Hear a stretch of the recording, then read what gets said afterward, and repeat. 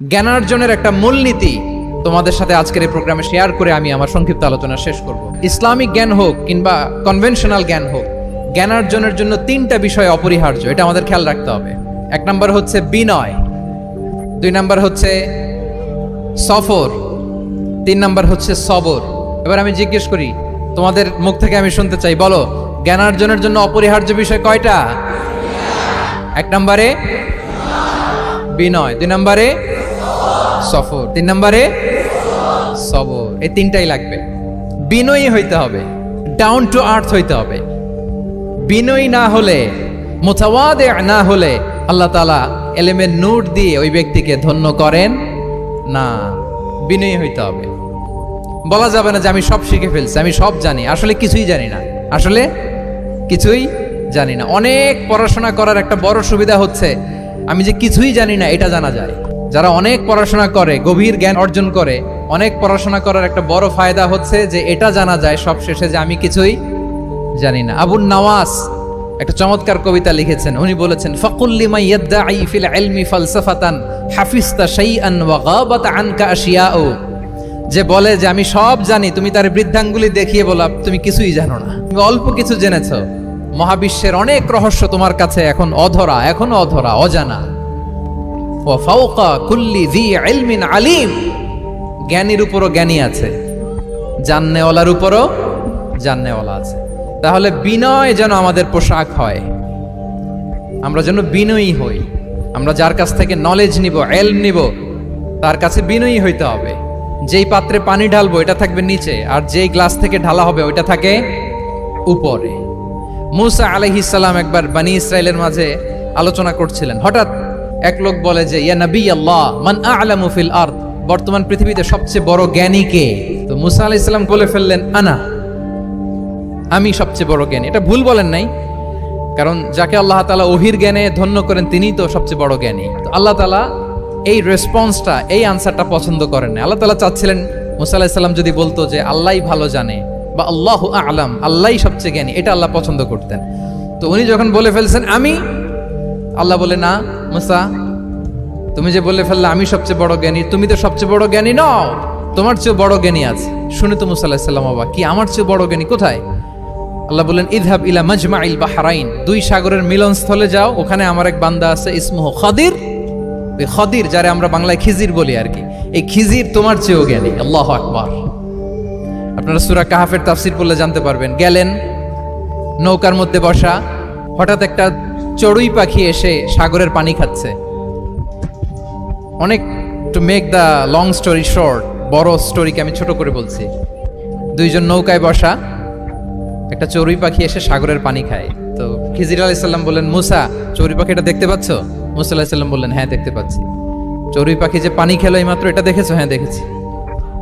পানি খাওয়ার কারণে চড়ুই পাখির চঞ্চুতে, মানে ঠোঁটে যে একটু সাগরের ছিটে ফোটা পানি লেগেছে, দেখেছো? মুসা আলাইহিস সালাম বললেন, হ্যাঁ দেখেছি। তো খিজির আলাইহিস সালাম বললেন, এই যে সাগর থেকে, মহাসাগর থেকে পানি খাওয়ার কারণে চড়ুই পাখির ঠোঁটে সামান্য সাগরের ছিটে ফোটা পানি যতটুকু ঠোঁটে লেগে আছে, এটা হচ্ছে তোমার, আমার আর মহাবিশ্বে আমরা যারা আছি সবার জ্ঞান। আর এই পড়ে থাকা মহাসাগরের পানি হচ্ছে আল্লাহর জ্ঞান। চড়ুই পাখির ঠোঁটে লাগা পানি তোমার, আমার আর পৃথিবীর সবার, আমাদের যে জ্ঞান আল্লাহ দিয়েছেন এটা। আর মহাসাগরের পানিগুলো কার জ্ঞান? ওয়ামা উতিতুম মিনাল ইলমি ইল্লা কালিলা। আল্লাহ বলেন, একেবারে একেবারে ভেরি লিটল, যত সামান্য জ্ঞান দিয়ে আমি তোমাদেরকে দুনিয়ায় পাঠিয়েছি। এজন্য আমি সব জানি, এটা আজকে থেকে আমরা আর বলবো। আমার শিক্ষার্থী বন্ধুরা নয়েজ করো, বলো আমরা বলবো আল্লাহু আ'লাম, আল্লাহ ভালো জানেন। সাহাবাদের এই বৈশিষ্ট্য ছিল, ওনারাও বলতেন আল্লাহু ওয়া রাসূলুহু আ'লাম, আল্লাহ এবং আল্লাহর রাসূল ভালো জানেন। এবং আমাদের ক্লাসিক স্কলারদের এই বৈশিষ্ট্যটা ছিল, অনেক প্রশ্নের উত্তর ওনারা দিতেন না। আমাদের তো প্রশ্ন করলে আমরা হুটহাট উত্তর দিয়ে দিই। অন এন এভারেজে 10টা প্রশ্ন করলে ইমাম মালিক এর মধ্যে অধিকাংশ প্রশ্নের উত্তরে বলতেন আনা লা আ'লাম, আমি জানি না। আমি জানি না, এটা যখন আমরা বলতে শিখি তখনই বেসিক্যালি আমরা নলেজেবল হয়ে উঠি, জ্ঞানী হয়ে উঠি। তাহলে জ্ঞানার্জনের জন্য অপরিহার্য কয়টা বিষয় বলেছিলাম, মনে আছে না? ঘটনা শুনতে শুনতে কয়টা মোট? এক নম্বরে বিনয়, আমরা বিনয়ী হব। আওয়াজ করে বলি, আমরা কি হব? আমরা বিনয়ী হব। এই যে আমরা কোরআন হেফজ করলাম, এরপরে তুমি যদি বুখারী হেফজ করো, মুসলিম হেফজ করো, এটা তোমার বাহ্যিক জ্ঞান অর্জন হয়েছে। জ্ঞানের দুইটা সাইড, একটা ইন্টারনাল নলেজ আর একটা হচ্ছে এক্সটার্নাল নলেজ। বাহ্যিক জ্ঞান এটা হয়েছে, আরেকটা আছে ইন্টারনাল নলেজ, এটাকে বলে অন্তর্নিহিত জ্ঞান। ইলমে লাদুন্নি ওয়া আল্লামনাহু মিন লাদুন্না ইলমা। এইটা শুধু কোরআন হেফজ করলেই হয় না, এটা কোরআন পড়ার পরে, হাদিস পড়ার পরে, এগুলোর উপর আমল করার পরে, বছরের পর বছর সাধনা করার পরে আল্লাহ তাআলা কোনো ব্যক্তিকে ইলমের নূর দেন। এটা এত সহজ না। আমরা এক্সটার্নাল নলেজ, বাহ্যিক জ্ঞান খুব সহজেই রিসিভ করতে পারি, কিন্তু ইন্টারনাল নলেজ, যেটা অন্তর্নিহিত জ্ঞান, যেটা তোমার দূরদৃষ্টি বাড়াবে, তোমার ফেরাসাত বাড়াবে, তোমার বিচক্ষণতা বাড়াবে, তোমার ফারসাইটেডনেসকে বাড়াবে, ওই অন্তর্নিহিত জ্ঞানের জন্য বছরের পর বছর সাধনা করতে হয়। সো আমরা যেন বিনয়ী হই, এটা হচ্ছে নাম্বার 1। 2 নাম্বার কি বলেছিলাম? সফর। ফানজুরু কাইফা কানা আকিবাতুল মুকাজ্জিবিন।